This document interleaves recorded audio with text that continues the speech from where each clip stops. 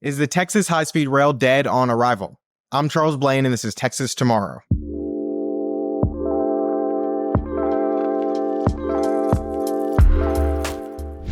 By now, you've probably heard of the Texas Bullet Train or the Texas High-Speed Rail Project. Whichever you like to call it, this project has been talked about across the state for more than a decade.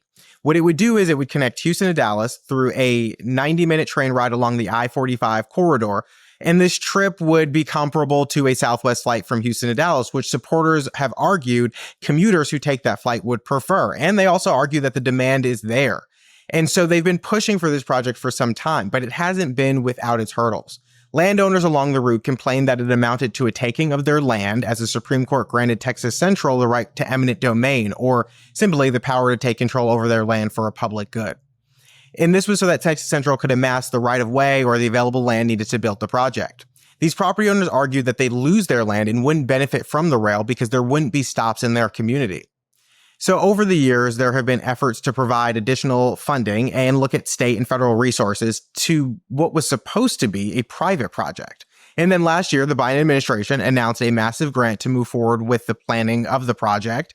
And that seems to be dead now under this new administration.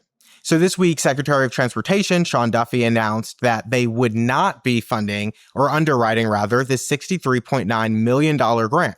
And the reason is it doesn't assist Amtrak in its core mission in improving its existing services. The project was supposed to be entirely privately funded, but after failing to secure private investments, it has increasingly become reliant on government funding and partnerships with Amtrak, and it has gotten more expensive. It's now expected to cost over $40 billion to complete.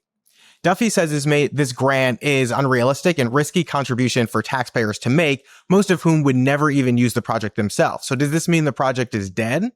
Well, if it's an economically feasible project, it shouldn't be. They were given authority by our state government to amass the land, like we said. And again, it was initially pitched as a private endeavor, so presumably private funds would still be available. This puts them in an interesting predicament. Either move forward with the private funds or admit that it was never feasible and the only reason it was moving forward to begin with was because there were public funds available and they expected to put this on the shoulders of the taxpayers.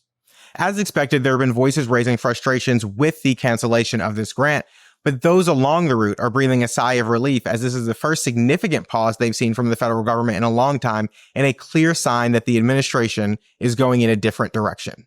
So what do you think?